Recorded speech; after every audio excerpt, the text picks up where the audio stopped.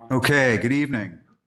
We're going to call to order the Borough Council meeting work session. It is August 19th, 2025, and we're going to start next with the Pledge of Allegiance led by Mr. McGinnis. Pledge allegiance to the flag of the United States of America and to the republic for which it stands, one nation.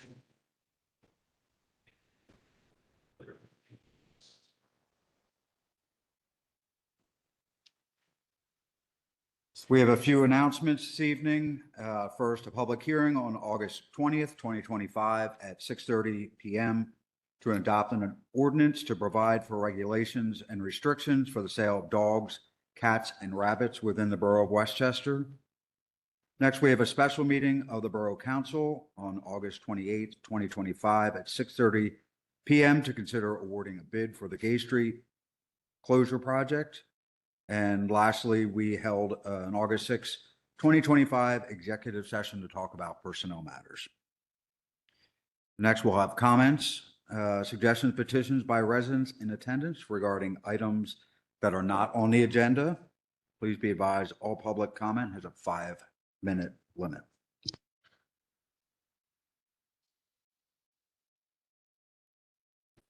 Good evening. Is this on? Can you hear me? If you state your name and address, please. I will be happy to. I'm Eric Lorgus. I live at 117 East Middle Street, but tonight I'm here to talk about my commercial property, 103 South High Street. This has to do with the expansion of the bid, and I wasn't able to make the meeting the special hearing last month, but and I'm in the area that's affected by the expansion of the bid. Right, so I'm not in the bid right now, but I'm in the area that would be affected if it's expanded.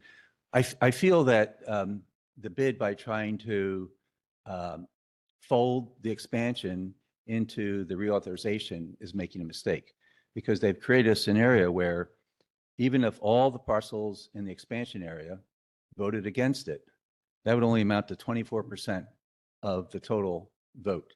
So there's no way that even if everyone in the expansion was against this expansion, they are unable to overcome the result. So, and I did some research, and I found that York, Pennsylvania did something similar. They wanted to expand their bid. This is back in 2013, and they did it separately from the reauthorization that happens every 5 years. And that's what I'm here to ask council to do tonight, is to rescind the ordinance. Excuse me, it wasn't an ordinance, it was just a vote. But to rescind the vote that you passed last month, which approved the preliminary plan, and to ask the bid to remove the expansion of the bid from the 5-year plan, to go forward with the 5-year plan, reauthorizing the existing bid, and then to separately take up the matter of expanding the bid, to have a meeting, a public meeting that's targeted just for the people affected by the expansion, and have the bid and the board of directors come in and explain the rationale behind, how they drew the lines and what the benefits would be to the people in the expanded area. The 5-year plan that the bid is prepared, I feel it's silent about the expansion. It's mentioned once in the plan on page 3, and it says something about a unique aspect of this plan is that it includes an expansion. But there's a map in the 5-year plan. It doesn't show the original bid. It doesn't show the expansion. There's a list of properties. It doesn't show which ones are being added or which ones are current. So, I mean, I know a little bit more than the average property owner, but I think the average property owner who got this in the mail has no idea that they're about to be included in the bid. And I think that's wrong. I think that the 5-year plan should be very clear about what it's doing. And as I said, I think the expansion should be handled separately from the reauthorization, which happens every 5 years. The public meeting notice that went out to advertise the July 16th public hearing only said it was for reauthorization of the 5-year plan. It did not mention prominently that this was also a public hearing for the expansion of the plan. And I think that was an oversight as well. I think, again, for purposes of transparency, all this thing about, the fact that the bid is trying to expand beyond the borders of the town of what I would call the downtown. I think that needs to be very clear to everyone who's affected. Bernie, I listened to the tape of the July 16th meeting, and I heard you ask a question about what the average fee would be. And I heard John say $223. Is that okay? Well, so I took the 5-year plan. I looked at the current budget and the next year's budget, and it looks like the increased assessments will add $60,000 to the bid's budget. And that John said that would be 85 new parcels. Well, if you divide those two numbers, the average is $705. It's much higher than the 200. The other thing is, and I've heard this, like unofficially, is that what the bid is trying to do is trying to not raise the millage rate. They haven't raised the millage rate for 10 years, but by trying to hold down the millage rate by expanding the bid, what they're doing is they're asking the people in the expanded area to subsidize the existing bid. There's a $38,000 gap in the 2026 budget. If you add $60,000 of new assessments, then that's covered. But really, 38,000 of that 60 increase is going to fill a revenue source that they had in 2025. It was a grant that they're not going to have in 2026. So I feel that almost implies that the people in the expansion area will be subsidizing the original bid by putting in this extra money that makes a millage increase unnecessary. So I have some recommendations. I would like to ask council to rescind the approval of the preliminary plan, which you did last month, and then direct the bid to amend its 5-year plan to be a reauthorization plan only. And they would have to mail another notice out. That could be done in mid-September, hold another public hearing mid-October. The 45-day period would then start and end at the end of November. And there would still be time to pass the ordinance in December, which coincidentally is the same month the ordinance was passed back in 2020. So the time frame that the borough had 5 years ago can be maintained. After the reauthorization is done, I recommend the bid hold a separate public meeting specifically for the expansion proposal and have the bid board be there also and have the bid take input from the affected business and property owners and go back to the drawing board. And after that, I think that the policy or the procedure that's followed should be same that was done in York, Pennsylvania. And somewhere here I have a copy of what York did. I will find it and I'll give it to Sean. But what I'm saying is there's a precedent for how this was done by another municipality. And then lastly, never mind. I'm going to leave it at that. Right? Does anyone have any questions for me? I have one question, more because my understanding, you've got a timeline that goes out to December. Is my time up, Bernie? Not yet, but Eric. All right. All right. So you have a proposal that goes out to December. My understanding is that this has to be approved in like a couple of weeks or they lose authorization. Is my understanding incorrect that they actually have until the end of the year or yes? Yes, my understanding is correct. Incorrect. I think it's Oh. on first, then pre-authorized. Current bid 5-year expires December 31, 2025. Okay, thank you.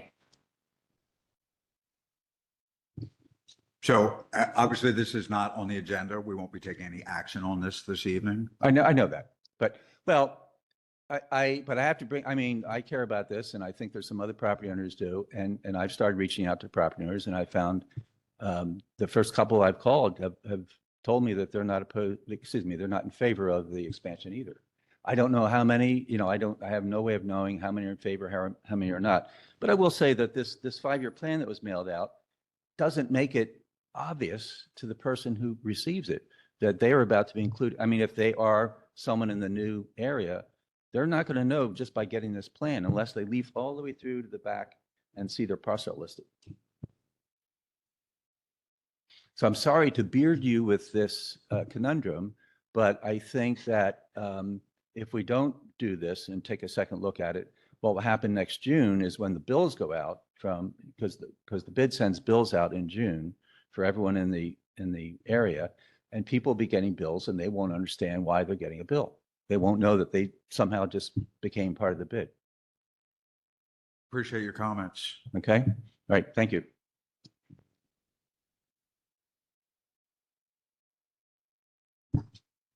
Hi, good evening.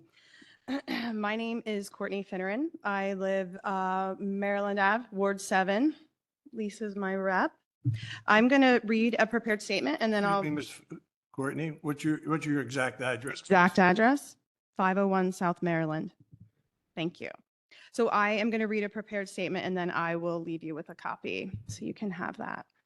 So members of Westchester Borough Council, my name is Courtney Finneran, and some of you may know me as the coordinator of the Goose Creek Annual Cleanup, which is organized through the Chester Ridley Crum Watershed Association. I've managed that cleanup every year for at least the last 15 to 20 years. I've actually stopped counting. I'm here tonight on behalf of the Goose Creek Alliance. We are a nonprofit dedicated to restoring the ecological health of the Goose Creek watershed. The Alliance consists of 6 boards of directors, all of whom live and work in the watershed. Some of us, myself included, are residents of Westchester Borough. And our work includes the recent development of a comprehensive watershed action plan created to guide priority restoration efforts across the watershed. The Watershed Action Plan is a comprehensive blueprint that was developed in collaboration with local stakeholders, environmental experts, and government agencies to address the problematic conditions experienced by the Goose Creek watershed. The plan was finalized this past April and was funded by a 2023 Growing Greener grant. We did not receive any support from any local municipalities. It was a fully grant-funded project. I'll just point that out. In fact, our grant application to the state did include a formal endorsement from Westchester Borough, so thank you for that. We were disappointed to learn that the borough's August 5th public meeting regarding the revised Goose Creek pollution reduction plan and the total maximum daily load addenda was not publicly announced in a way that reached our organization before it occurred. We learned on Friday, August 1st, that the meeting was scheduled for Tuesday. However, the date of the meeting was omitted from your website. In fact, the website read, quote, in-person input session on Tuesday, August 2025 at 5 p.m. And in fact, one of our board members that day emailed to request clarification on the date and did not receive a response. And so we did not learn that the meeting was to be held on August 5th until it was too late. And as a result, we were not able to attend or provide input during that meeting, despite the fact that we are well within the official public comment period and have a clear stake in the outcome. In addition to the meeting schedule, the presentation posted on the borough's website originally contained multiple blank slides, which really limits the public's ability to meaningfully review and respond to the material. So these technical issues, combined with the lack of advance notice, undermine the transparency and inclusiveness that are essential to developing an effective plan for Goose Creek. The slides were updated this past Friday at the request a resident made to the borough. The Goose Creek Alliance believes strongly in collaboration between local government, community stakeholders, and technical experts. We request that the borough take the following 2 steps before finalizing the PRP TMDL revision. Number 1, schedule a dedicated meeting with borough officials, the Goose Creek Alliance, and other relevant stakeholders to review the plan and discuss opportunities for alignment of the Watershed Action Plan. Number 2, commit to improved outreach protocols to ensure all key watershed stakeholders are informed in advance of relevant meetings and decision points. And in conclusion, the borough's stated goals for water quality improvement and stormwater compliance are deeply aligned with our mission. We believe that by working together, sharing data, resources, expertise, we can deliver better results for the watershed, meet DEP mandates more effectively, and demonstrate leadership in regional collaboration. And so we look forward to your response and to scheduling a time to discuss this further before the close of the comment period. And I'll leave you with my letter and a very small, hard to read. This should be a poster, but I put it on a tabloid page for y'all. Thank you for your comments.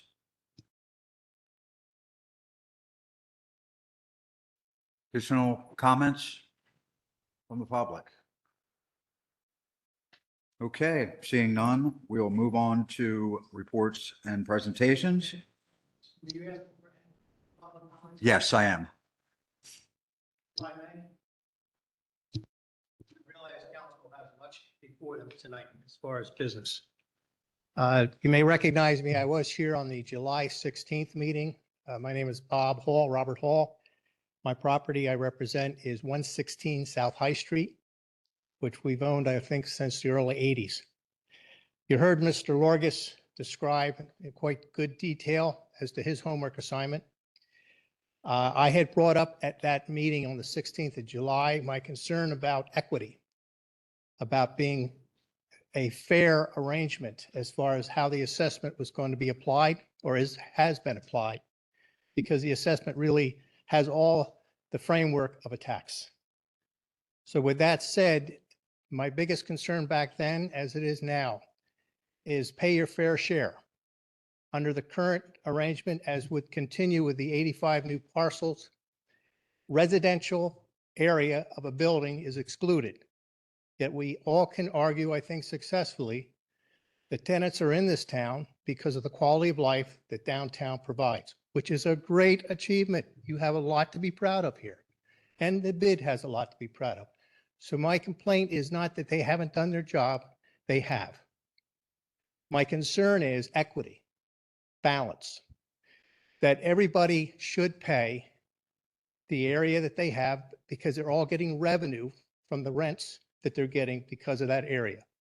And I think the absence of the residential indicates an arrangement that maybe was made many years ago by certain individuals that have tremendous amount of real estate in our town and have a lot of apartments.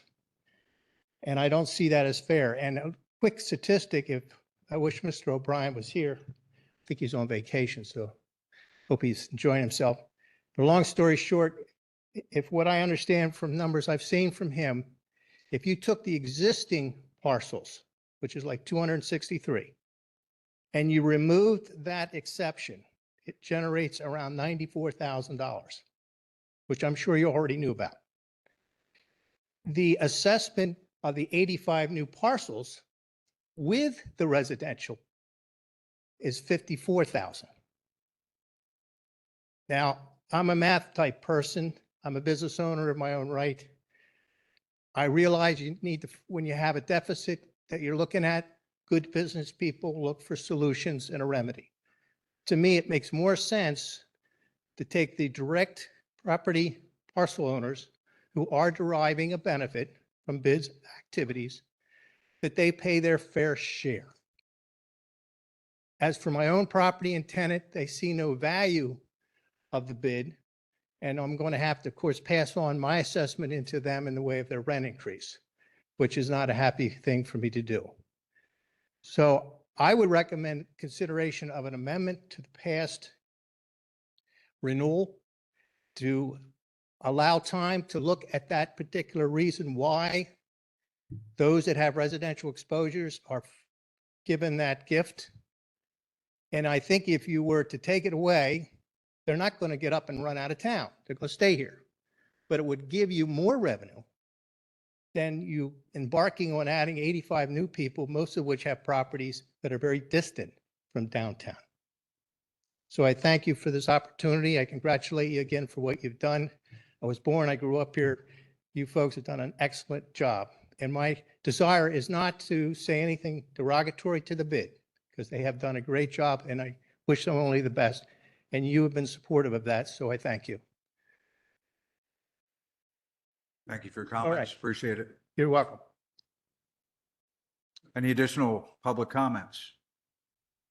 Okay, we will move on to reports and presentations. Certificate of Appreciation by Mayor Lillian D. Baptiste to recognize Tony Jones for his 41 years of outstanding service to the Borough of Westchester.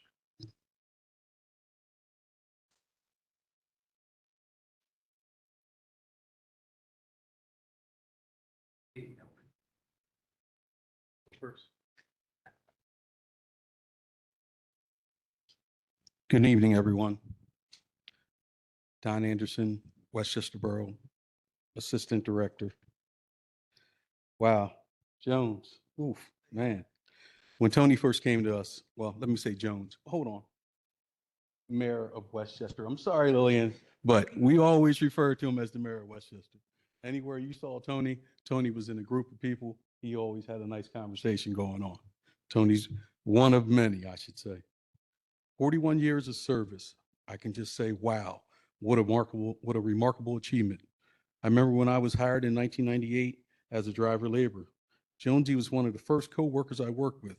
He was the most kind employee who didn't hesitate to show you the correct way to do things. Plus, he always kept safety at the forefront. Over the years, we probably replaced enough sanitary, storm, water lines to go from one end of a football field to the other. Jonesy would never admit it, but he was one of the best operators of a 5-ton when it came to snow plowing. Honestly, he was a beast. He taught me a lot about snow removal. When it came to fixing roads and blacktopping, he was second to none. I remember we laid down 55 tons of blacktop one day with no machine, you know? So that was certainly an accomplishment. Jonesy always was cool as the other side of the pillow, never getting upset or yelling, but would always get his point across when needed. That takes a special person. He had this one saying that I use still this day.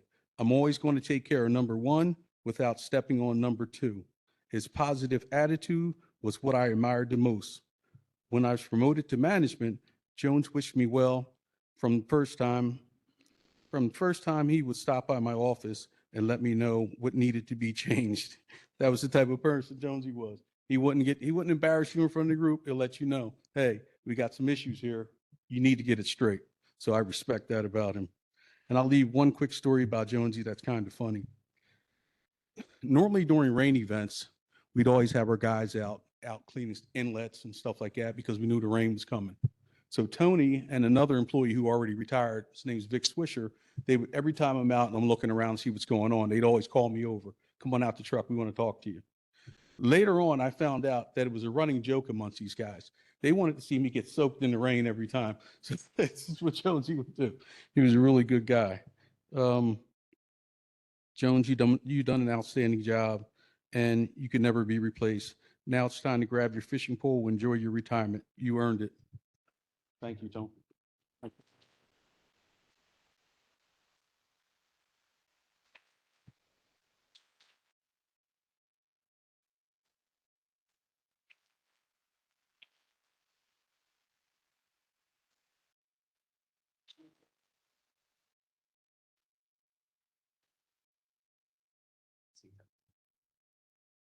Oh, I just want to say real quick. Oh, yeah. Oh, no? Okay. But I want you can stand up here with me. Come on. All three of you. All two. So. Hi, Hi. how you doing? Okay. Okay, And then you and your dad gonna talk, okay? okay. Okay. Okay. So everyone knows Anthony Jones. He's a remarkable guy. He was the first public works person that I ever met many years ago. And he's always consistent and he's always smiling and he treats everyone with kindness. And he is one of the people that really kept the neighbors feeling okay when COVID was about, because wherever he went, he would have a kind word and cheer people up. And so what I'd like to do, sir, is read this citation to you. So whereas we are here today to express our special recognition to Anthony Tony Jones and to honor him for his distinguished 40-plus years career with the Westchester Borough Public Works Department. Whereas Tony began his career on September 13, 1984, as a driver laborer and has proven himself to be a valuable asset to the Public Works Department, the Westchester Borough Safety Committee, and the community. And whereas Tony has shown an unwavering commitment and pride in his career, he has been a cornerstone, truly, of daily operations and a mentor to his peers and a friendly, familiar face to residents. And whereas Tony's knowledge of the borough, its residents, and its history have prompted people to affectionately nickname him the original mayor of Westchester. You've been that for 41 years, longer than any other mayor. And whereas the Borough of Westchester wishes to express its sincere appreciation to Tony for his dedication to the outstanding performance of his duties during his tenure. And so therefore, be it resolved that I, Mayor Lillian Algie Baptiste, and the citizens of the Borough of Westchester do hereby express their heartfelt congratulations to you, Tony, on your retirement and wishes for continued success and happiness in the future. And I'd like to give you this citation, and I'd like to give you the keys to the city of the Borough of Westchester, so you can still go wherever you want. Thank you. Let me pin you.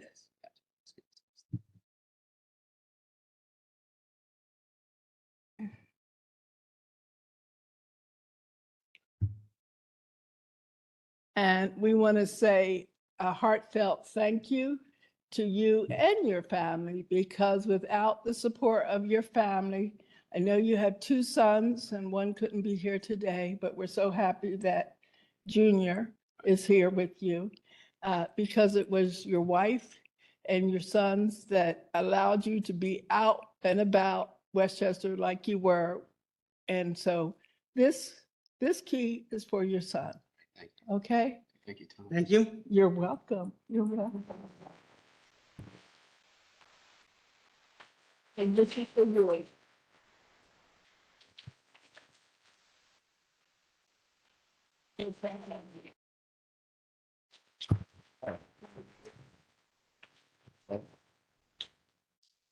Just real quick, I have a lot of memories here. Bernie, I remember one day Barney said, Tony, can you stop and pick up Bernie? I said, for what? He wants to go a ride along. I said, I'm not taking Bernie with me. He said, come on, man. So I stopped and got Bernie, and we rode around for a while, a couple hours. And I told Bernie, I said, look, you got to go because I'm hungry. But the thing about it, the Borough of Westchester really came a long ways. I've seen a lot. It's not all about me, but I appreciate the recognition. I just seen Josh Lee a little while ago. I watched Josh where he was.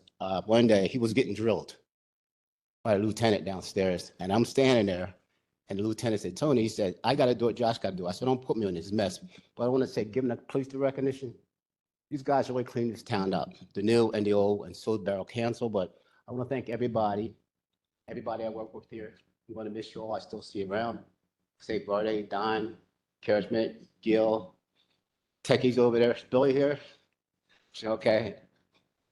Dana, all of you, Teresa, Barb, without you, and many times I come here, sit, even Carolyn Committer, I come in here, she called me in the office, and she's talking to me. I said, look, I gotta go because I'm not dressed me inside. But I just want to thank all of you. It's not all about me, it's teamwork, makes the dream work. And actually sat and talked, I really didn't know too much about Sean, but we had a couple talks back in his office. And it was kind of nice because we never really get to talk to each other than hi, coming. We talked about military, Pearl Harbor, Honolulu, me, Honolulu, him, University of Hawaii, University, me. And we so many things, but it's just nice when you get the chance to talk to each other. And, but anyway, I'm going to miss everybody. And just want to thank you. Of course, Brian, you and I, we go back a ways too. So, but I just want to say, everybody, once again, thank you. Thank you, Lillian.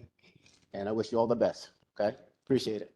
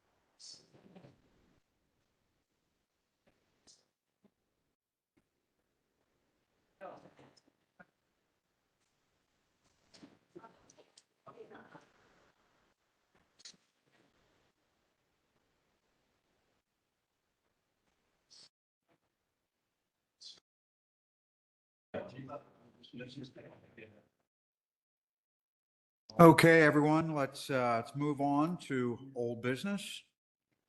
Approve the July 15 and July 16, 2025 Borough Council meeting minutes. Any comments? All right, we can move that to consent. Moving on to new business. A, motion to appoint Assistant Borough Manager.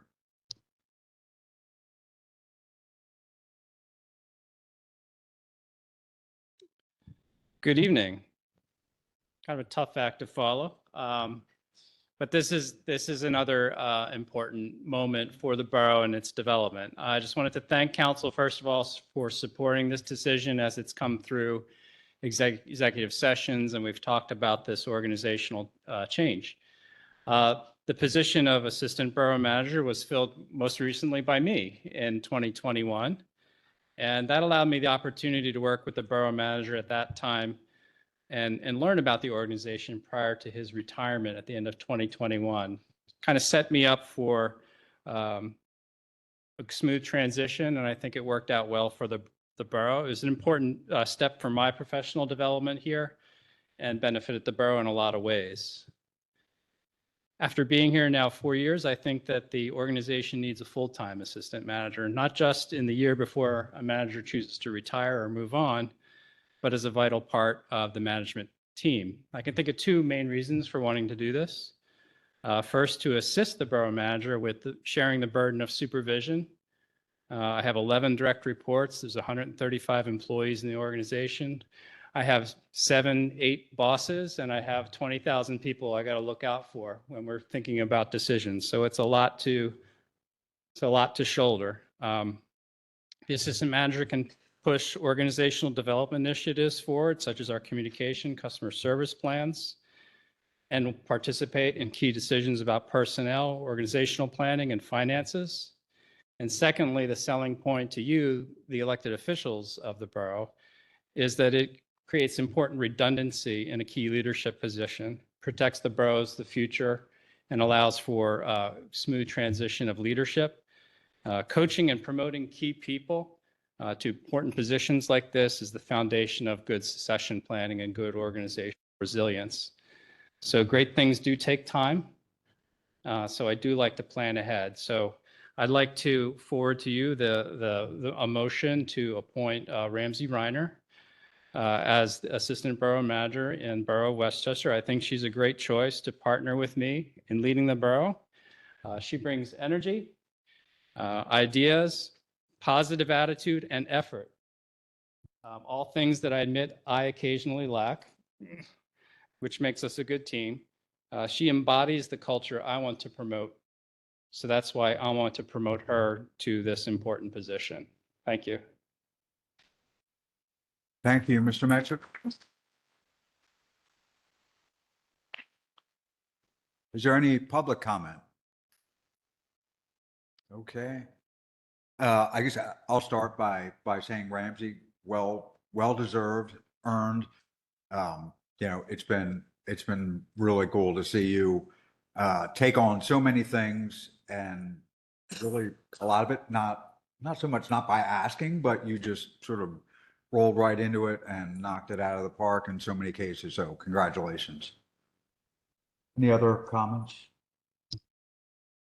I'll just say one other compliment that Sean didn't say, but I'm sure he knows it. I mean, not only do you take the initiative to try to make things better and make improvements, but you also take feedback, you work with the constituents, and you work to make things better. Sometimes not everything's perfect when you roll it out and people have feedback and want to make adjustments and you do that and you just, it's effortless, it seems, although there's probably a ton of effort put into it to really, with all you do to make the borough a better place, both in parking and you've even done a lot in building and housing over the past couple of months. So thanks. Why are you smiling? Every time I get on this microphone, I get in trouble. But thank you. You've been a sounding board for the last 2 years with me, always telling me to rethink things and don't be so impetuous. Unfortunately, sometimes I fail. But congratulations, good luck in your new position, and keep up the good work. Keep answering the phones. Thank you. Any other comments?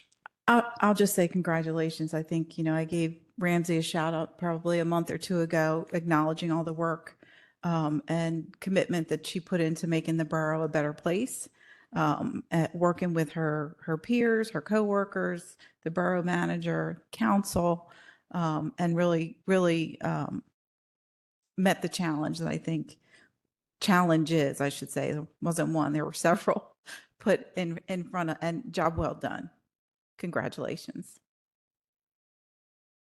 I was just going to say congratulations. It is well deserved. And just to echo Nicole's comment, you do listen, you take feedback, and you make adjustments. And I think we end up in a lot of times the optimal decision. So keep doing that in your new role. We're still going to need that for sure. Thank you.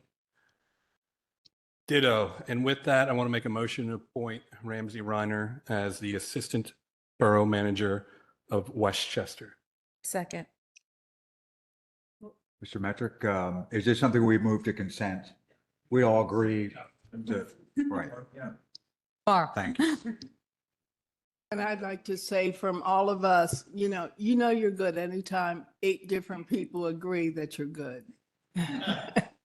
And you rock. You rock. Thank you. Thank you so much. And if you want to tell my mom any of this, I'd really appreciate the feedback to get to her. But no, really, thank you so much. I lived here when I first moved here from Florida, and I really, really love the borough. So this is pretty much a dream come true for me. And I love everyone here. So thank you. You can send her a link to the YouTube for tonight's meeting. Okay, next we'll move on to administration, communication, and technology. I sat in for Mr. Travis, so I guess I'll start on this. Number one, motion to direct the solicitor to draft an amendment to Chapter 338T, Community Campus Committee. The issue was discussing the revision of the committee name, clarify mission, and membership changes.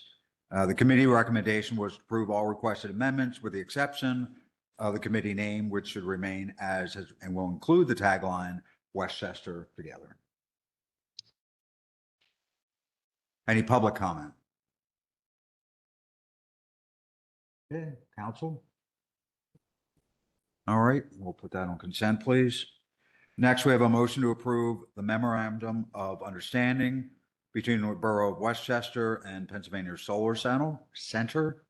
The issue is to collaborate on technical assistance to explore solar use at 401 East Gay Street. This is something I think Mr. Williams spoke to. If you want to speak for a minute or two, I think this was we had timely since we have some credits and incentives that would be not available. Yes. Good evening. Pennsylvania Solar Center is a nonprofit out of Pittsburgh. Their goal is to get more solar built. You've probably seen some really negative headlines about incentives in renewable energy, just as energy demand is surging because of AI and cryptocurrency mining, which we'll all see on our bills.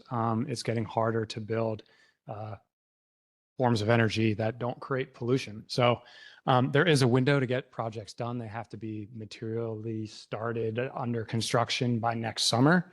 I think this is the best way for us to explore doing something here. The other thing we got going for us here is a brand new roof, and that's when you want to do solar. So for $150, Pennsylvania Solar Center will do a high level feasibility study, financial analysis, put together a bid package with all of our procurement regs, conduct a public bid, help us interpret a public bid, and then talk about how to pay for something like this. There is a model, and it's probably the only I would propose at this point, where we get solar on the roof every kilowatt hour that we're not paying PICO for. We're instead paying to a third party who installed the system, owns it, maintains it. They'll give it to us at the end of the day for $1. But we would basically have a separate bill for that energy production. And the goal would be that that is comparable, if not less than what we'd be paying to PICO. So that would be the procurement model. And this is just an MOU to get started. Thank you. Any public comments? Thank you for, looking out for this, and, it is timely. So I think it's a great move. Any council comments or questions? All right. Thank you very much. Sounds like we can put this on consent. Next, we have a motion to approve the engagement letter with Cohen Law Group for Comcast franchise renewal. This is a renewal and approval of the engagement letter. This is a repeat thing. We've done this a number of times. Would you like to speak to this? Actually, the borough has not negotiated a new franchise agreement with Comcast since the 1960s. And that's what we found out when we did some research here. And I think that predates even Comcast as a corporation. And their argument was that the agreement they had in place with the borough was a perpetual agreement. And that only stands legally, as far as I understand from speaking with legal counsel from Cohen, that that only stands up legally under very narrow circumstances, and this wasn't one of them. So the Comcast legal team did agree to have the borough participate in this group negotiating process with 13 other municipalities in Chester County. And this is the agreement between Cohen and the borough to negotiate a new franchise agreement. For those of you who don't know what a franchise agreement is, Comcast and Verizon have to basically pay rent to use our telephone poles and rights of way to string wire in our town to provide television services. And they pay a fee for that, and they pass it on to the customers in your monthly bills. So this is an opportunity for the borough to negotiate and be represented by an expert legal team in this area of this type of negotiations and get the best deal for the borough. And I think the offer a lump sum of $10,000 is a reasonable amount. Thank you. Any public comment? Council. I have a comment.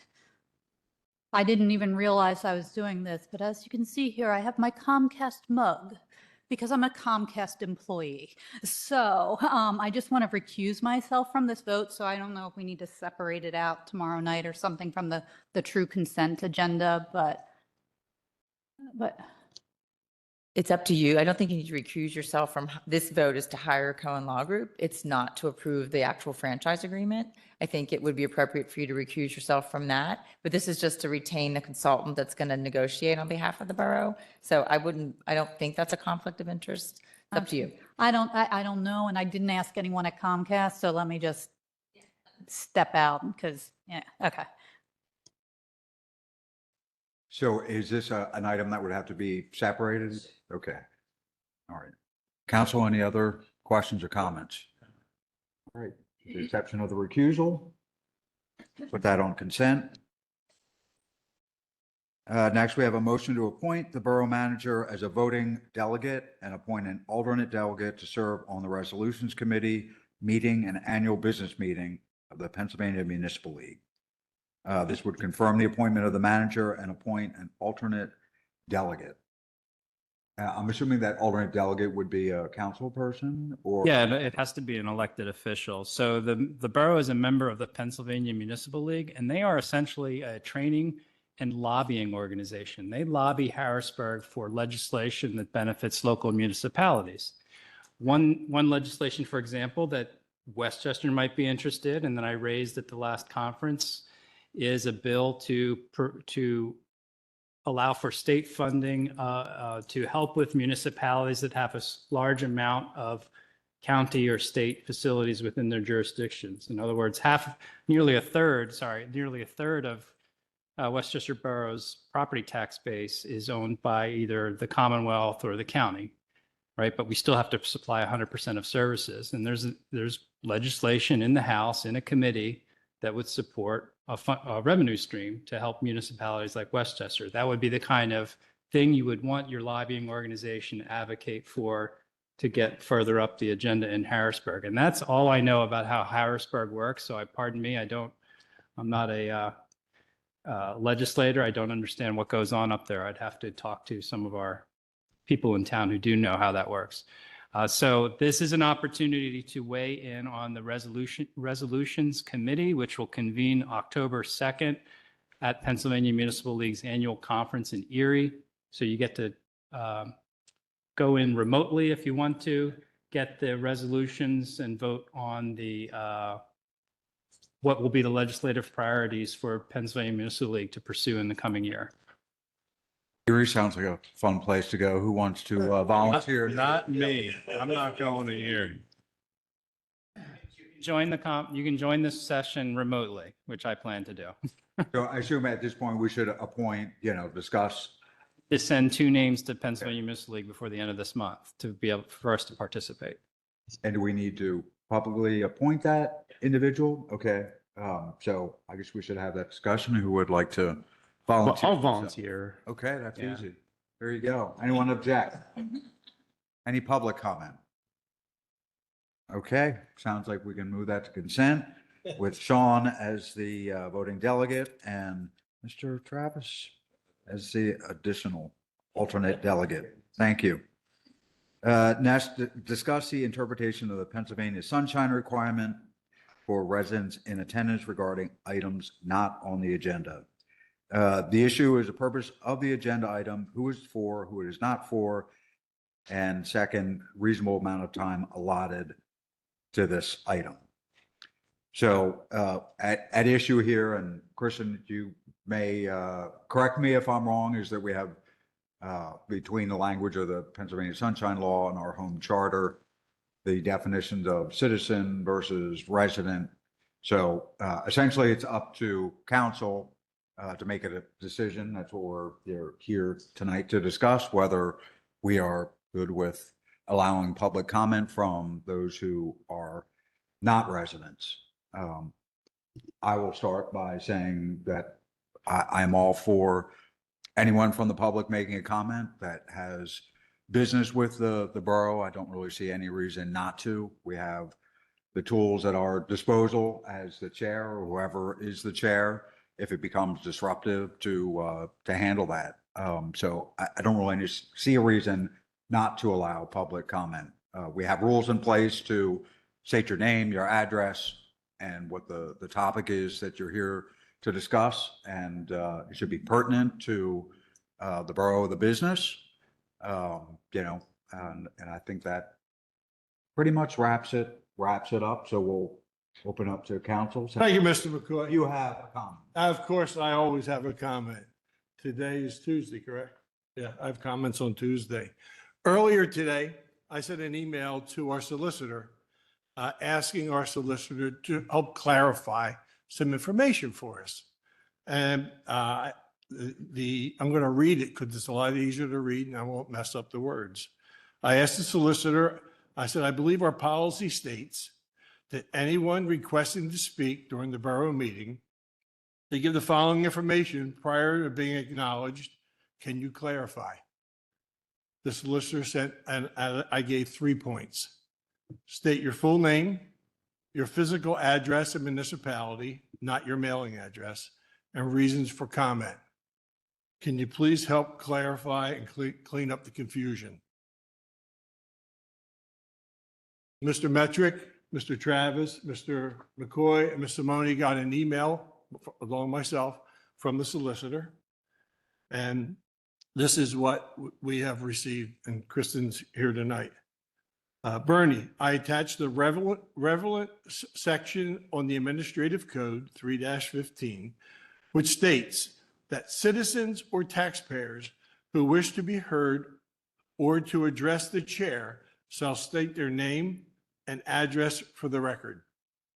This doesn't say which address the person has to provide.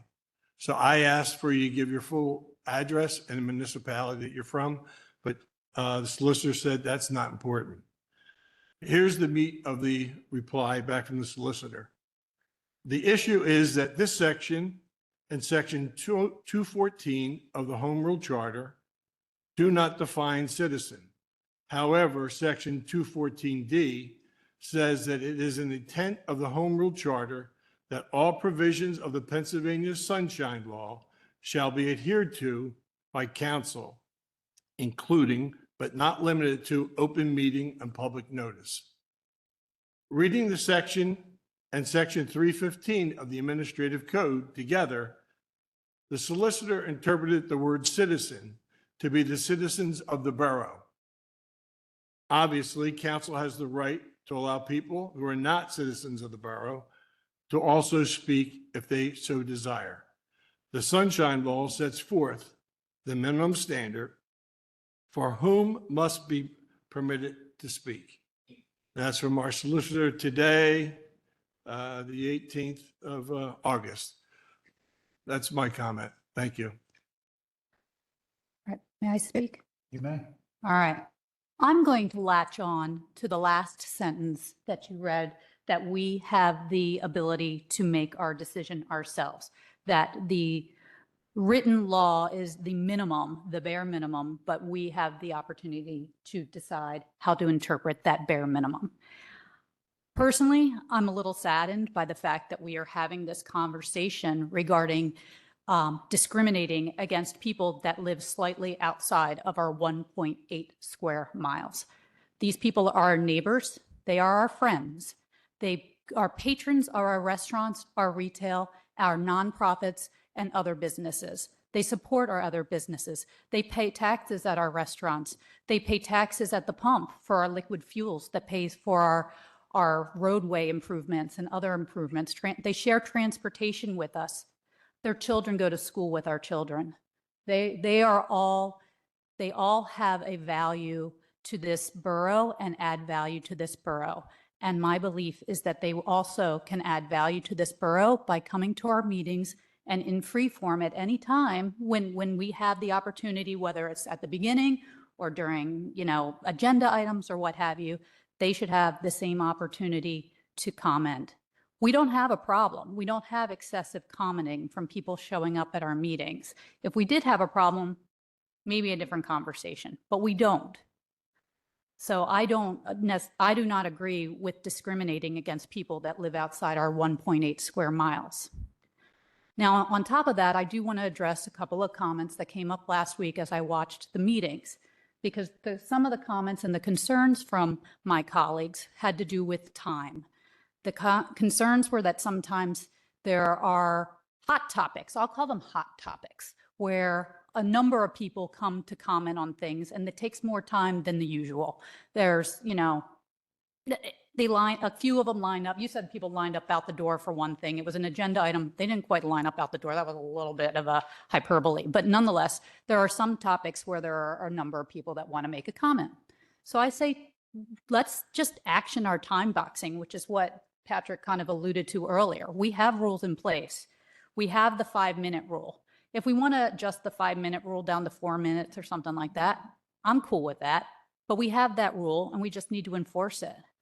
I mean, last week, we already made choices not to enforce it because of different reasons. I actually still support that flexibility. But if for some reason we want to control the amount of time, I would be more supportive of time boxing versus discriminating against our friends and neighbors that live slightly outside our 1.8 square miles. I'll follow Ms. Shimoni and say that as a member of this council, I am embarrassed that we are even having this conversation in the borough and that this body is really pushing this forward. Again, we are here to represent the people. We were elected by borough residents, but we are also the county seat. Our emergency services serve people outside of the borough. We nominate people to our committees outside of the borough so that we are representing folks not just in the borough, but our surrounding communities. I have been beside myself that we are having this conversation and that it is a topic on an agenda to allow people freedom of speech. What is going on? What is going on? And we have the ability to restrict how long people can speak, but stopping people when they get to the podium before they even can talk, we're making assumptions. We think we know. We're mind readers up here, or some of us think we are, that we know what the person is going to say. We are stopping them before the name and address, and then we cut them off. Point of order, I'm sorry, you're not a resident, you may not speak. That is embarrassing. Even if we disagree, even if a council member up here mentioned hate speech when this first came up, so what? Give them 4 minutes, 5 minutes, whatever it is to say their piece. They sit down, we move on. No one has to respond to it. No one has to acknowledge it, but this is the United States of America. We have a constitution. We have freedom of speech. We put restrictions in place so that we're not here till midnight on committee nights. We put or working session or the voting session. You speak for 4 or 5 minutes. If someone comes up and they're making the same point, we ask them to have a seat. That point has already been made, and we move on. There is a way to control it, but shutting people down is not something that I think we have a right to do. Very much. Other comments? Any public comment? Okay.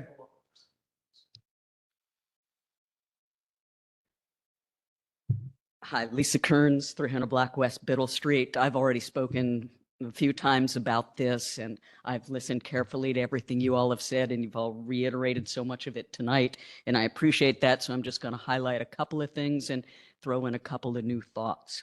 As you know, I support encouraging the maximum public participation possible. I believe we should allow residents and non-residents to speak for the full 5 minutes as outlined in the Westchester Home Rule Charter. I fully agree. We do not want these meetings to be, quote, hijacked. We don't want, quote, outside agitators coming in to disrupt these meetings. But I say again, out of all of our meetings, how often has that happened? Let's not punish all the people because on some rare occasions, some person may get up and say something that we don't agree with, or they said it from outside the borough, or we might consider it a conspiracy theory. And if they do, we have less draconian ways to handle that. And I ask us to look at our neighboring governments. Chester County commissioners allow non-residents of Chester County to address them. And I've seen them in those meetings lined up, and they allow them all to speak. West Goshen allows non-residents to speak. And in fact, I would suggest you look at the language that they use in their policies and procedures for public comment, which reads, residents and taxpayers of the township and visitors may make comments on items that are not on the agenda. Residents, taxpayers, and visitors. People who are brave enough and interested enough and concerned enough about Westchester to make the effort to come here and stand here and talk to all of you staring at them. and East Goshen. This is from their website, frequently asked questions section. And the question is the public allowed to speak during meetings? And the answer is, quote, yes. The public is not only allowed, but strongly encouraged to make their opinions known at board meetings. As Thomas Jefferson observed, quote, the government closest to the people serves the people best, end quote. And there's no form of government that is closer to the people than the township, end quote. and Phoenixville Council. You know, Phoenixville not only allows the people who make the effort to come to the meetings to speak, but they even open it up to comments and suggestions from the people attending virtually via their live stream. So what about those rare instances where it does go too long? And, you know, we've got a whole bunch of people here. You can write those very simple policies to deal with that if you feel necessary. Some councils have policies that basically say you can read the room. So, for example, one has, if they see there are a lot of people and they have a long agenda, they will ask at the beginning of the meeting, can people raise their hands if they want to address council? And then they look at the room and they have the right in their procedures written out. The council can decide to limit individual comments to 2 or 3 minutes rather than the customary 5. It's simple. There's no reason to set up new hurdles that people have to go through. They have to go through committees. They have to get on the agenda.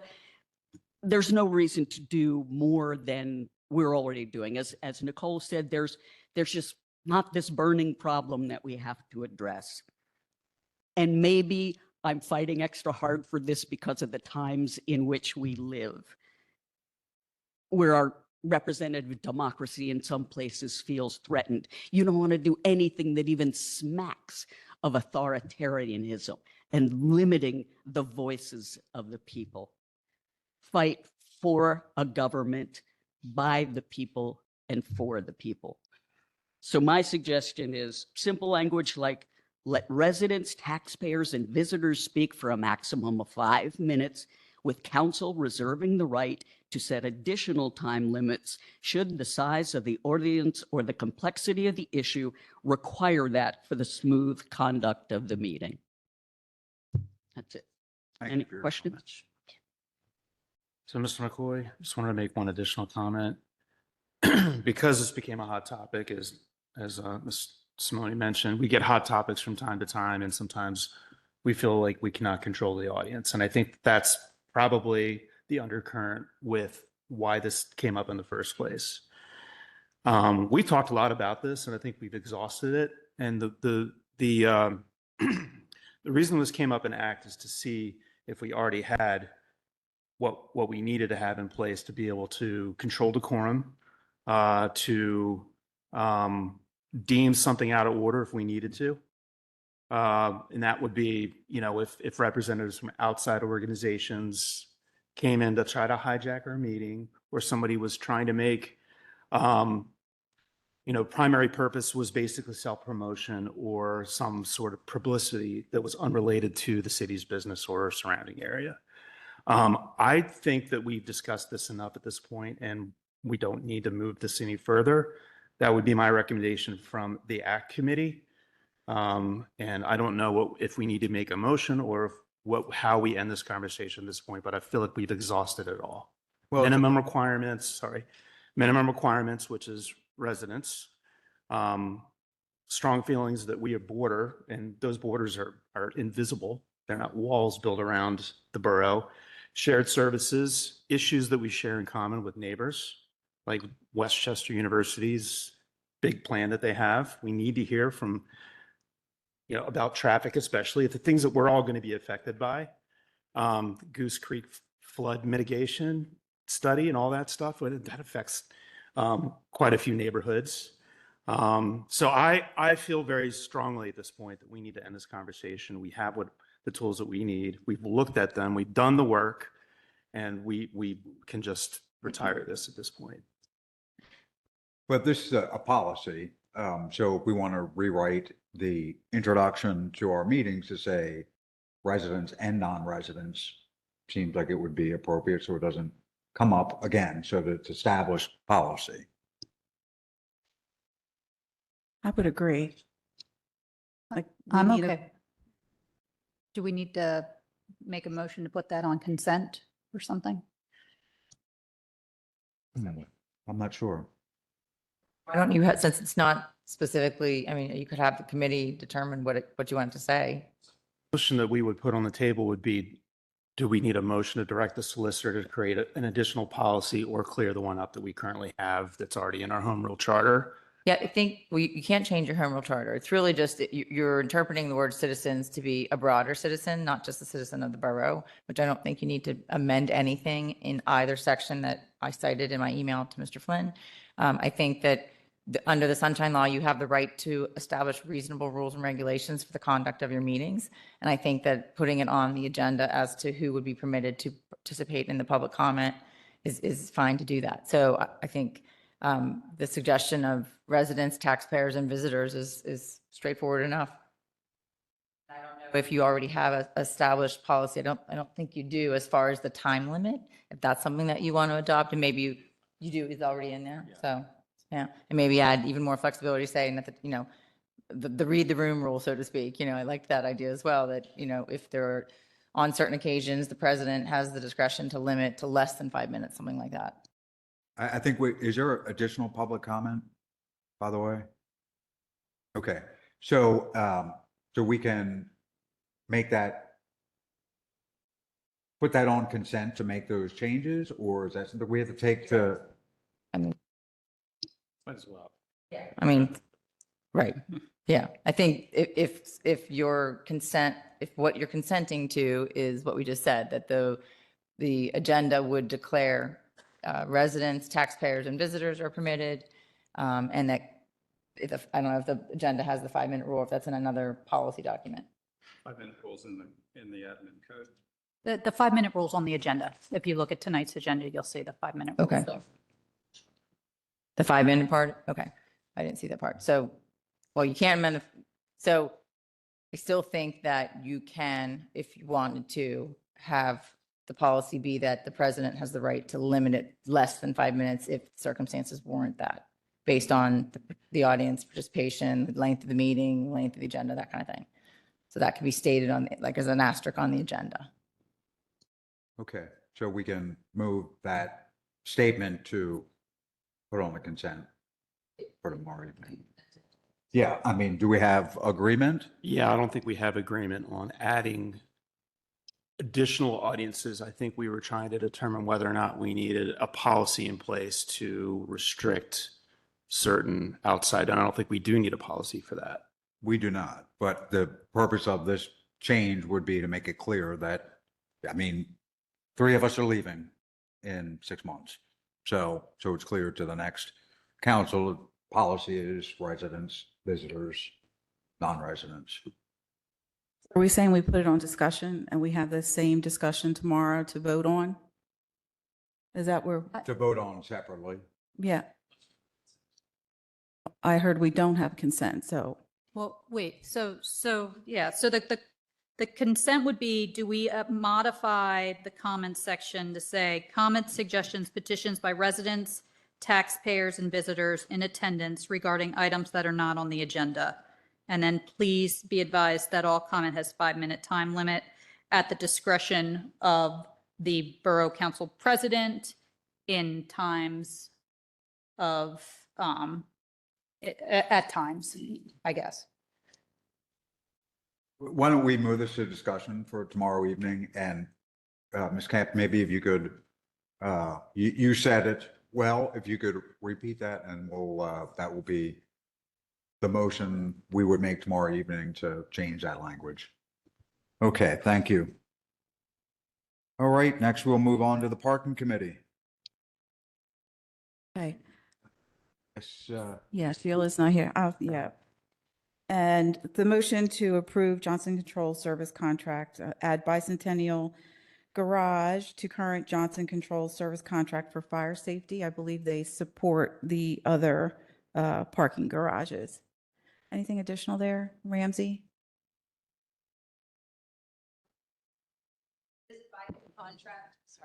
Five-year contract, the total for the 5 years is 17,000. So each year it's 3563, and that will just make consistent services at both garages for the fire safety systems. This was recommended by the committee 3-0. okay. Do we have any public comment? Council? Okay, we'll move that to consent, please. Okay. The next item is a motion to approve sale of excess meters to Munici bid, as we've removed the meters from parking spaces to be replaced by Flowbird. We're going to keep a small quantity, right, as backup, but the rest would be put on Munici bid. And this was recommended 3-0 by the committee. Thank you. Any public comment? Council? I think we have consent, please. Okay, and last but not least, another topic that we've been discussing forever. Motion to approve special events parking policy. The parking committee came to a consensus that for special event parking in garages and surface lots would be charged $20 Monday through Saturday. The fee would commence at 8 a.m. On Sundays, it would start at noon. This was recommended by the committee 3-0. Okay, do we have any public comment? Please come forward. I did update the policy. So Sundays, one of the conversations was about Sundays. So the policy, I am sorry, I got sidetracked, but there is a newer version of the policy after the committee's recommendation that on Sundays, like I said, it would begin at noon in garages and lots. So that was the modification that was made. Okay, I think, first of all, the lighting here is great. You guys look fantastic up here. And I don't think we look as good up back there as you guys look. My name is Carl Mancini. I live at 319 Dean Street. And Brian, I see you every day, every Sunday. It's good to see you. Brian, I see you once in a while. So that's what I was kind of wanted to talk about was church. A lot of people come to church. Church is good for everybody. And I didn't want to see the church folks have to pay extra money. When I moved here in Westchester, it was Westchester College, not Westchester University. And I watched a lot of changes and all that good stuff. And I'm a big fan of Ramsey and her team over there. We've had a lot of good conversations over the years. And I just wanted to kind of just say that I didn't want to see the churches get hurt. Faith is kind of dwindling a little bit. If you ever pay attention to what's happening with religion in our world, our country. And I didn't want anybody to have to come and pay extra. And if they did pay, I thought $20 was a little bit excessive. So I wanted you guys to give it the best consideration you can because Jesus loves you. And I just want you to pay attention to the people that love you back. Thank you. Mr. Mancini, I have a question for you. Mr. Mancini, I have a question for you. Yeah, I do. I just want to make sure I understand that. Are you okay with the fee starting at noon on Sunday, or you're against the fee starting? No. I understand that, there's a lot of activity to come in, the Christmas parade and all that good stuff. But I just didn't want to see the people that want to come. Like, I don't know how much you know about Westchester United Methodist Church, but we do so many good things. We're acting faith. We do so many good things for the community. We give back in so many ways that I just didn't want to see them hampered. Sure. In any way, shape, or form. Doesn't matter to me. I walk to church on Sunday. It's good for me. In fact, we walked everywhere. One of the beauties of living in the borough, it's like, it's kind of magical. Like we live in Disney. But I just really want this council to really appreciate the fact that people are trying to give back and our church is trying to give back, and we didn't want them to suffer. Thank you for your comments. Thank you. Thank you. I just want to. You guys really do look good under this lady. Just want to remind folks, I think it's only 2 or 3 Sundays a year. It's not every Sunday that this would be a possibility. Hi, Council. My name's Andrew Skata. I live at 237 Dean Street. And I know I don't look like it, but I'm also the senior pastor at First Presbyterian Church at 130 West Minor. I'm totally okay with this if that starts at noon. And I also understand, I understand that parking is a premium here. I understand that it's only 2 to 3 events, but as the borough continues to grow with people coming into it, our church is growing. We have families in the borough, outside of the borough, coming to our church, new people every single Sunday. And I don't want to see that impact those families. In addition to the United Methodist member, Cindy Stouffer is a good friend. She's the senior pastor there, as well as Evan Duncan at the Baptist Church on High Street. And we do invest tremendous. Just from our church alone, $100,000 annually goes out the door to residents and nonprofits within Westchester, including the money that we invest in for affordable housing in the community. And we want to be partners with the council, with everyone in the borough. We love this place. We care about it deeply. But especially one of the things for us, especially the lot on Minor Street, our elderly members walk from there. And it's really convenient for them. And we don't want to hamper not only our families, but them as well. So that lot and the Bicentennial lot are the ones that really impact us 3 mainline churches right in the borough. And I'm so glad to hear that the provision has changed to noon, and we have no problem with that whatsoever. Should it go back at any point to 8 a.m., you'll see me here again. But thank you for making that change. And we care deeply about the borough of Westchester and want to continue to support all of the goodness and the life that goes on in this place. So thanks. Thank you very much. Appreciate it. Please come forward.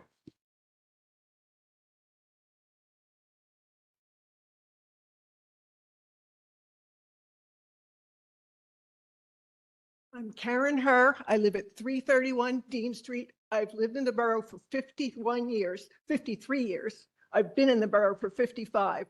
I'm a member of the United Methodist Church of Westchester. 2 years ago, we got a new system was negotiated where we had to be out. Our parking spots were not available to us after 8 o'clock. This is a separate issue, but I want to raise it. A lot of our meetings go beyond that. We have a dinner for the community that goes beyond that. Fellowship activities go beyond that time. So that's a separate issue. But according to the afternoon issue of 12 o'clock, our church does not function from 9 till 12 on a Sunday. We have activities in the afternoon.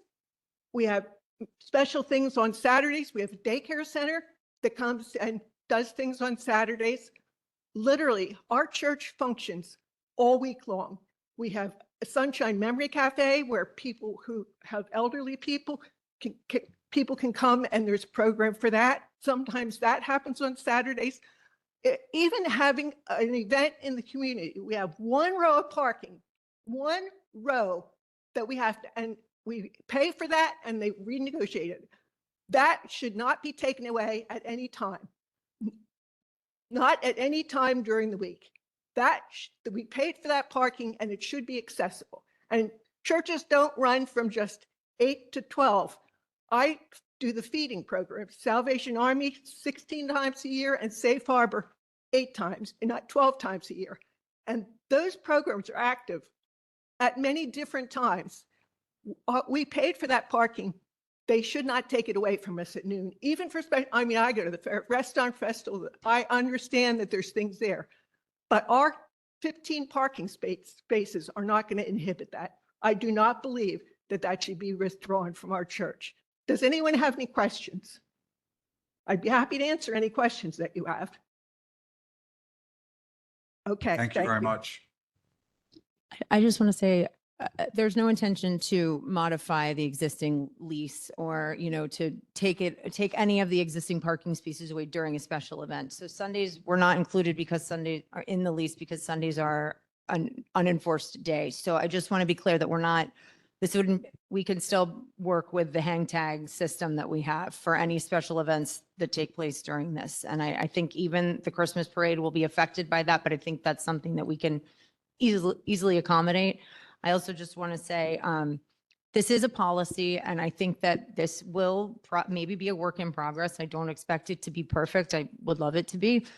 Like Nicole said, I like feedback. So, I don't think that because of the timeline, we're going to get this done for Restaurant Festival anyway. It'll probably start for the Christmas parade, or the Halloween comes before Christmas. So Halloween. But, I want to just reiterate that we are all a team here, and we can use that feedback in the future if we do need to modify the policy and find better ways to accommodate. So I just want to put that out there as well.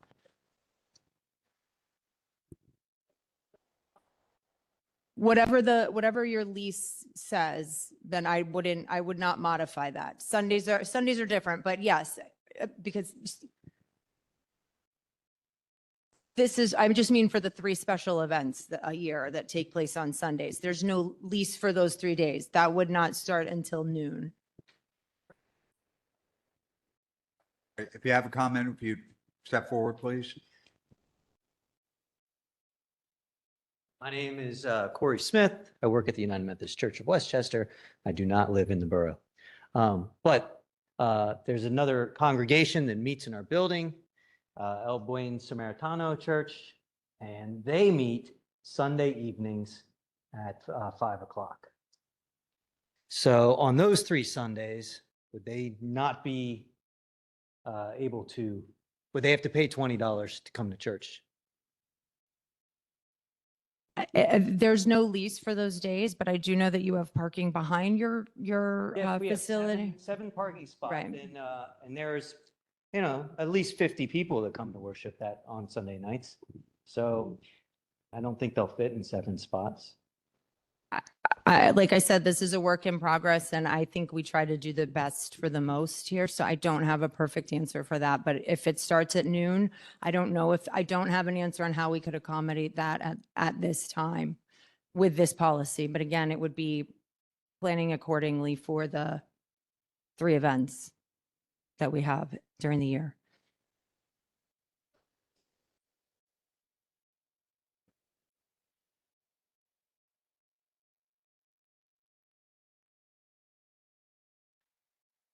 You negotiated a lease with us. It was not restricted. It was every day from until 8 o'clock. We curtail a lot of meetings at 8 o'clock. We used to have it 24 hours a day, but we understand that you may have constraints on that. We have a lot of meetings that go after that. We have a Wednesday night out program that serves food to the community. We used to have choir.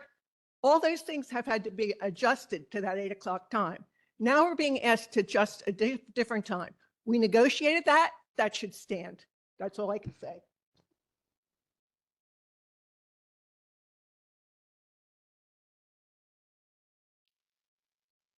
Darrell Cook, South Walnut Street.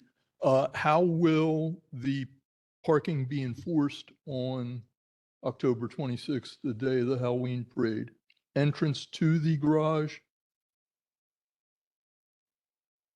And how will the lot be enforced? Tickets issued at noon in the lot? Yes. Thank you. Yeah. Additional public comment? Council. I have one question, because I know that we were talking at one point about moving the actual event time on Sundays to maybe 1 o'clock, but I watched the recording. I didn't understand where we went with that or why we didn't make that decision. I think that would help alleviate some other issues, especially coming up to that noon time period. Thank you, Keith. Evening. Keith Karowski, Director of the Parks and Rec Department. As the organizer of 2 of the events that fall on a Sunday, being the Halloween Parade and the Restaurants Festival, I've talked about the Halloween Parade, being that this is our first year of doing it on a Sunday, maybe kicking off at, say, 1 o'clock. We had originally talked about an 11 or 12, so I'm okay with moving that back. The Restaurant Festival, on the other hand, is one event we really can't move with the size and scope of that. It's just significantly larger. It's probably the second largest event that takes place in town, and the 5.5 hours that we squeeze it into currently is probably not adequate. So I can only speak to those two events. I don't mind moving the Halloween parade. I've actually been kind of holding off on our registrations until this was kind of worked out. But I wouldn't want to move it too further back in the day on a Sunday, as it is getting darker in that time of year. And part of us moving it to a Sunday was to doing it while it was light out. Ramsey, what was the third event? Chili cook-off. Chili cook-off. Thank you. Council comments. I'm concerned about the people that want to go to church. I think it's valid as a concern. And I don't know. Again, It's back to parking. Yeah. To rework these items. I don't know what other accommodation other than you don't use the lots, because I mean, if the event starts at a certain time, I don't know another way to go about it at this point.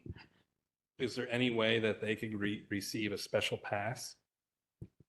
For every church in the borough. I mean, I don't see that as being feasible. I would love to do that, but that sounds like almost doing an entire parking permit system for churches. And I only have 2.5 clerks to work on that. I don't know.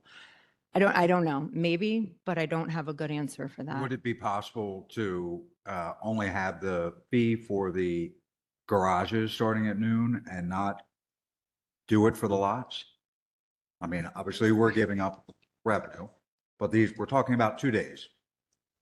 For Sunday events? Correct. If that's, I mean, yes, that's what it has been. So this was a new addition to add the lots. So if you don't want to add the lots, then we can just take that out of the policy. I mean, I'm sorry.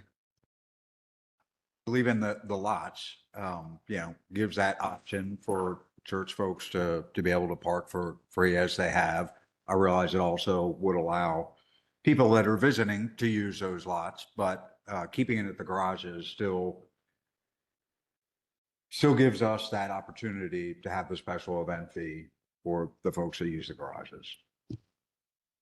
I would be supportive of that. I think, I'm a big fan of incremental change. And for this, we've added days for the special events. We added cost to the special events, and then we added time constraints. And I feel like if something goes south, we won't know which of those things had the most critical, what was the most critical thing that we got complaints for. Probably all of them, but I mean, we have been doing special event fees. This is not new. The special event fees have always been in the garage. but opening up the lots to special events is Right, new. that was the change. That's And then new. just standardizing the time. And $20 was also new. Right.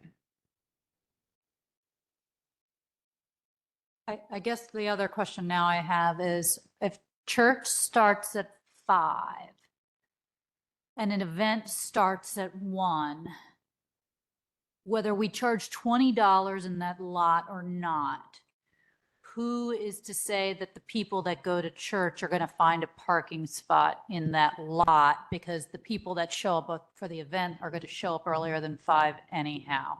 So they might not have a spot to park in no matter what, whether it's $20 or $2, because everybody's coming to the borough to park there for the chili fest or restaurant festival, chili cook-off, et cetera.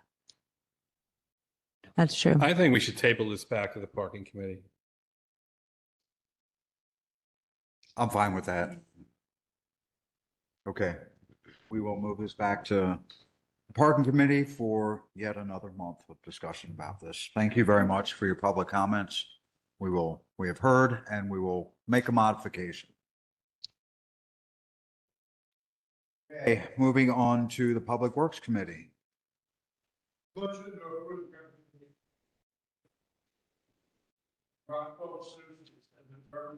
Consulting arborist, starting mid-September 2025.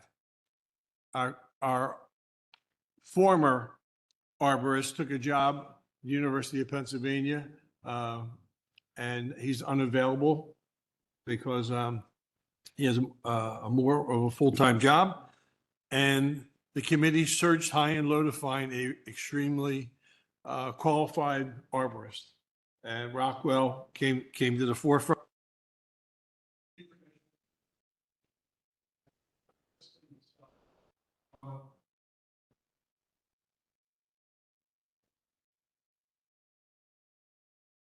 Do we have any public comment? Council, any comments or questions? All right, looks like a consent. Mr. Metric? That was the only item on Public Works. We will move on to Finance and Revenue.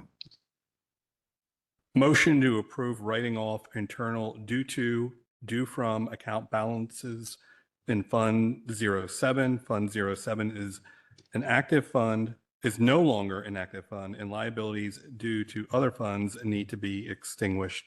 This was a 3-0 recommendation. Good evening. So at June 30th, our total interfund balance was a little under $2.9 million. And then on 7/31, we were able to reduce that balance down to about $252,000. And we were able to reduce this balance by transferring interfund balances that were due from the Stream Protection Fund to the Debt Service Fund, and then from the Debt Service Fund to the Parking Fund.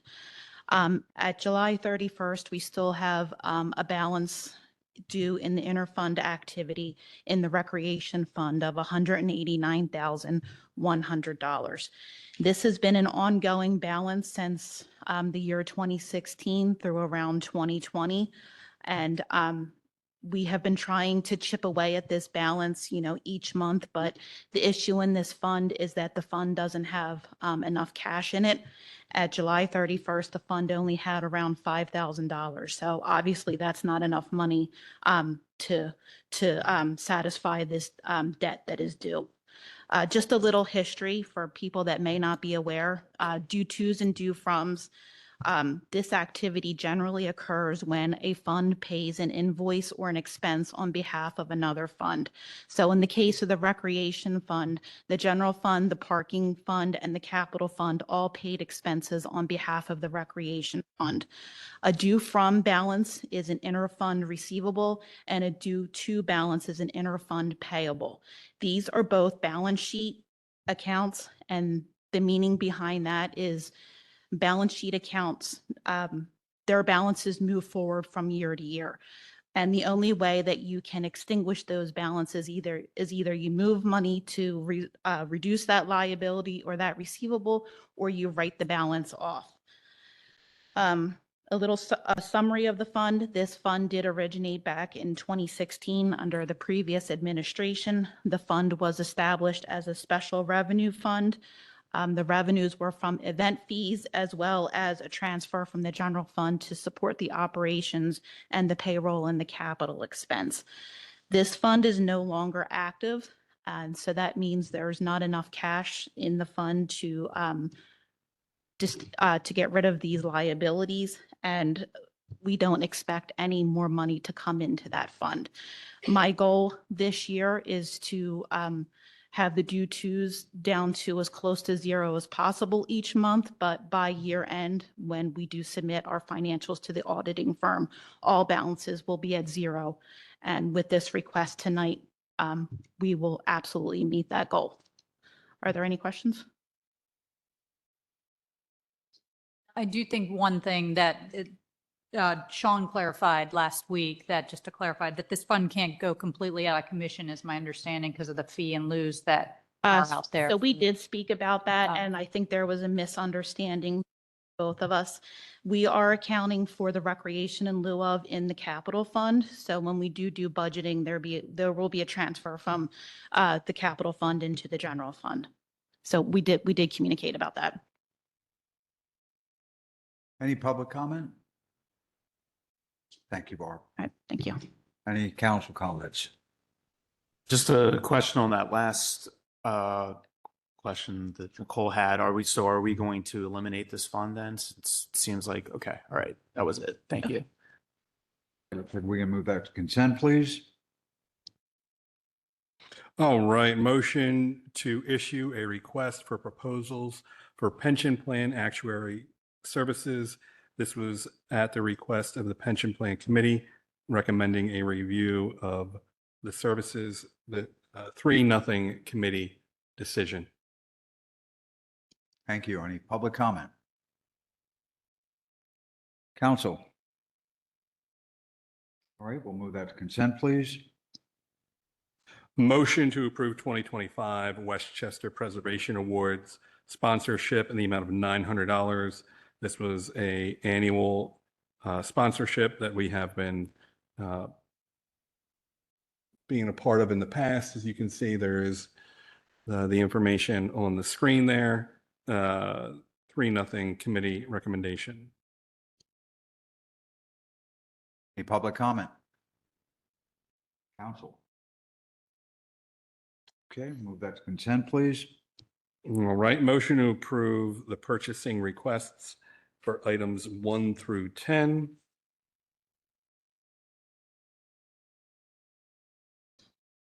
Committee recommendation was 3-0. Any public comment? Council? Okay, we'll move that to consent, I'm please. sorry, Mr. Metric. I just had one question on the Friends of Marshall Square Park. If I remember, Ms. Lanati, we had that invoice, but then it had been paid by the Friends of, so we had to do an adjustment. Is that standard operating procedure? Yes, so we had issued a purchase order for various vendors that we thought we were going to be paying for this repair. But then it came to our attention that the Friends of Marshall Square Park actually did the work, and they were requesting reimbursement for that work. And according to the purchasing policy, we cannot reissue a purchase order that for a vendor that if there's a new vendor involved. So that's why we had to come before council for this approval for the new PO to reimburse the Friends. So, Mr. McCoy, I'm okay with approving this. I just wonder if we need to have a policy around just some process and procedure when those things happen and the Friends of or any entity would take it upon themselves to pay the invoice without notifying the borough. Yeah, I do think that's an internal process that needs to be worked out between any department and when purchase orders come through. So we can definitely work on that. Thank you. Finance Committee next month to discuss. Good luck with that. Okay. Thank you. All right, looks like we move that to consent then, please. All right, motion to amend PO 5280 for an additional $24,000 for soft dig utility locating for Maple Alley sanitary sewer upgrade project. This was a change order, and this was given to us by Mr. Mitchell. The committee recommendation was 3-0. Any public comment? Council? Okay, we'll move that to consent, please. All right, motion to approve purchase order for Altitudes Hobbies, replacement of unmanned aerial system. This was for drones. And the price is identical at $21,136.35. So is a change of vendor for this purchase. Committee recommendation 3-0. Any public comment? Just a quick question. It says that the price is the same. I take it the specs were the same and the drone is the same? Do we know? Yes. Cool. Thank you. Thank you. Council, any questions? Yes.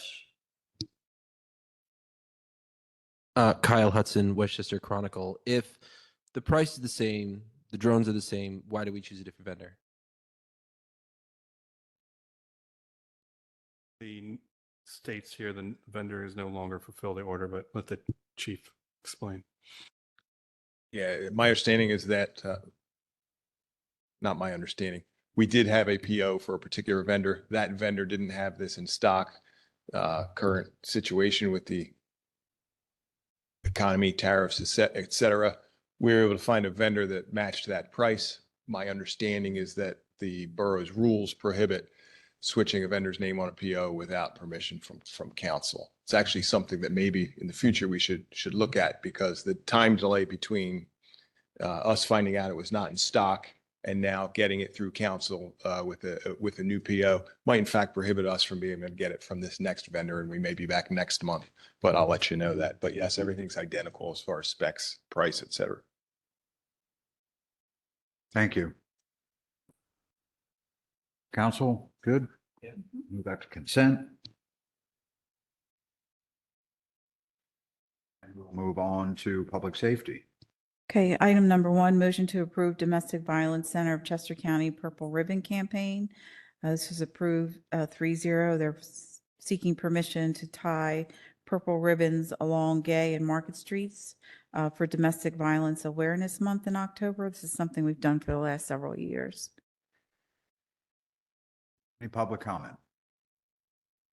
Council. Okay, we'll move that to consent, please.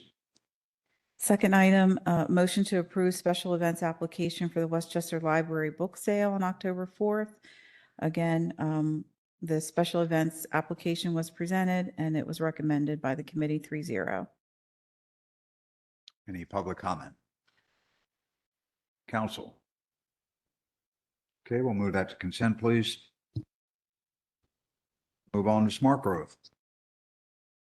Motion to approve Public Arts Commission endorsement of Safe Harbor of Chester County, 20 North Matlack Street, with the condition of HARB review and approval, the attachment of this, it's a mural. They want to do a mural, and basically we recommend that they go forth with the condition of talking to HARB first because they're in the HARB district.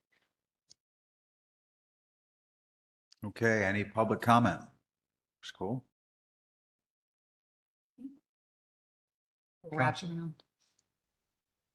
Okay, we'll move that to consent. All right, motion to approve HARB applications. So these are the different applications from HARB that are either approved or approved with conditions, and we were okay with all of those. Any public comment? Council. All right, we'll move that to consent. Motion to schedule a public hearing to amend Chapter 66 to change penalties for disruptive conduct notice. Basically, for disruptive conduct, currently there's 3 points attributed to disruptive conduct, but we would like to do a sliding scale. So it starts with 3 points, but if they have a second offense, it goes to 4. A third offense, it goes to 5. And that's about as far as we would need to go because that would get them over the 10-point scale. Public comment. Council. I have a question, and this has more to do with process, but I think that part of this review process of looking at, I forget which one this is, Chapter 112. No, 66, sorry. Was that we would look at the review all the way to the courts. And I think part of the reason why we ended up making a recommendation is because we had, I think the courts are unfamiliar, or the judges are unfamiliar at the county courthouse with this point system. Would part of the process for changing this or making an amendment to Chapter 66 be to talk to the judges, since that was the process we wanted to follow all the way to the court? So I'm just curious where we go after making a change to this, so we don't get stuck there again. They don't have anything to do with assessing the points. They are the judge when citations are issued and defendants appear before them. The borough has to demonstrate that they are, guilty of the citation charged. So the judges have nothing to do with the imposition of the points. That's something that's done through your building and housing department. It's when somebody is adjudicated guilty of a citation or somebody pleads guilty, then the points can be assessed. But it has nothing to do with the district justices and that process. We're not going to get involved in how they deal with handling the citations that are before them. They're two separate issues in my opinion. Additional comments? Okay, we will move that to consent, please. Discuss amending, this is 112, 602 zoning referencing curbs and streets. So we recommended this for further discussion. This one's got a little more flavor that needs to be discussed here.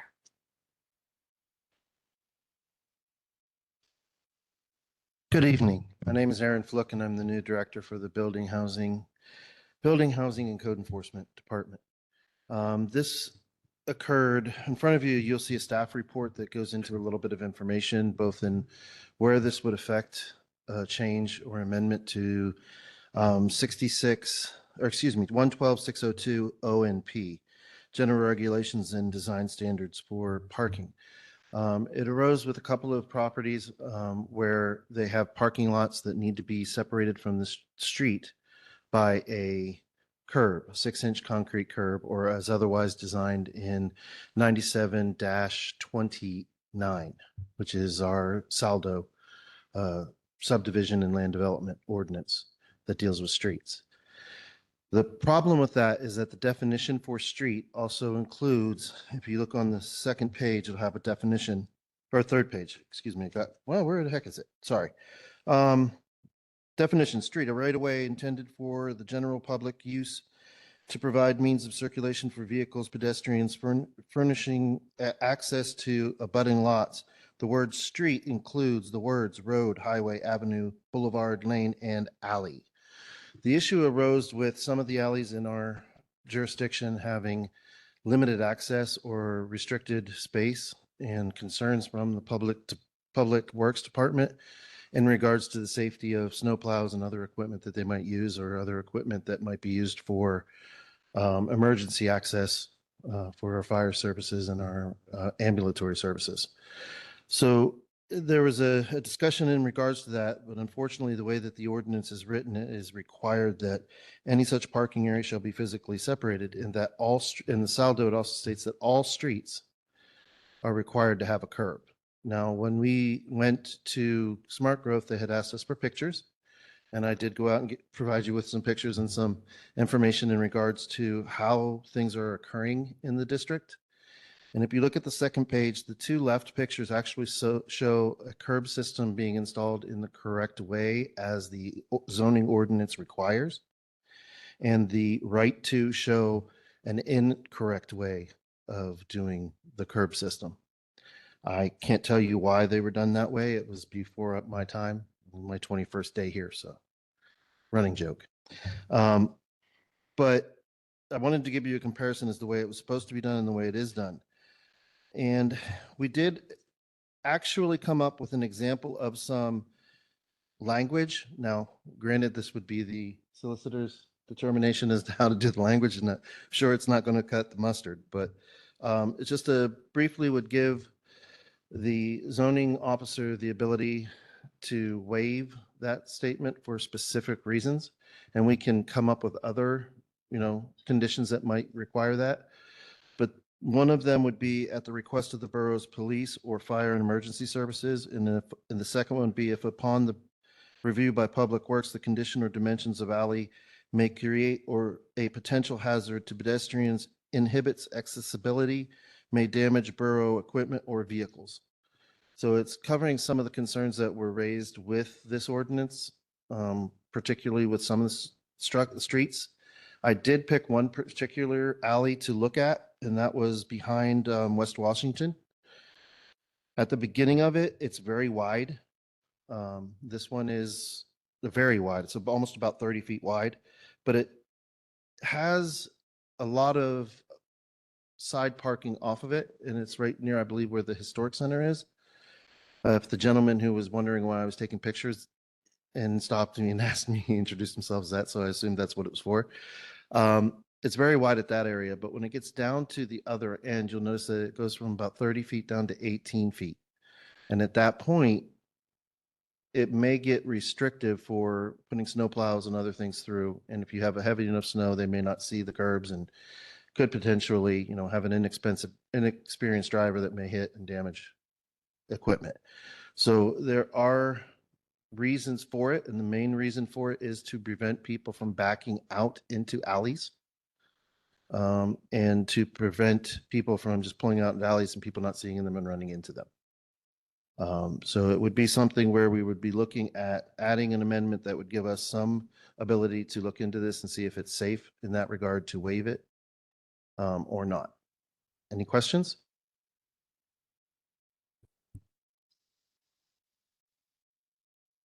So is this is the proposal, or is the idea that we take it back, firm up what you want to propose or what we want to propose, and then talk about it next month? Yeah, it was more to get an idea, get the ability to take it in front of the solicitor to actually come up with a proper amendment and written properly. It was just when we had brought it to Smart Growth, there was a request for more information and photos illustrating what we're trying to talk about. Okay, so it sounds like this will go back to Smart Growth next month to approve this. Thank you very much. Appreciate You're it. welcome. Thank you. Any public comment on this? Okay, thank you. And motion to appoint Borough Historic Architect. And the committee recommended 3-0. Any public comment? Council. Did we say something about, during the committee meeting though, didn't we say something about how getting like a cap or something on this, or was it this one? That was for the Finance Committee meeting, and that was regarding the partnership with Worksession. Thank you. Okay, we'll move this to consent, please. Move on to other business. Motion to approve the memorandum of understanding between the Borough and the Westchester Chamber of Commerce, memorializing police service fees and term of agreement. Sean, is that you? Circulated that MOU for a does it say $10,000 credit? Yeah. $10,000 annual credit for police services. The chamber is the permittee of the event. So if for some reason they weren't going to continue to be hosting the parade, then obviously no credits, only if they are the permittee. And I didn't quite understand that.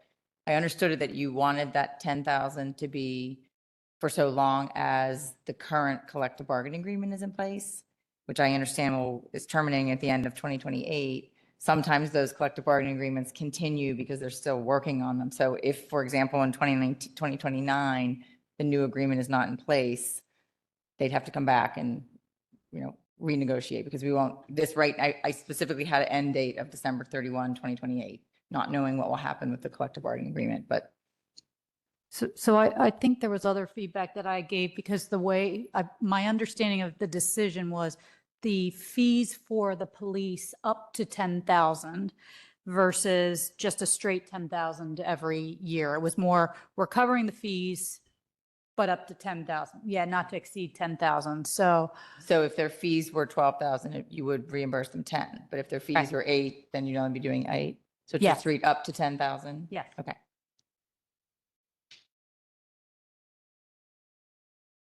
So we'll move that to, with the change, to consent, or do we need to, okay. Any public comment on that?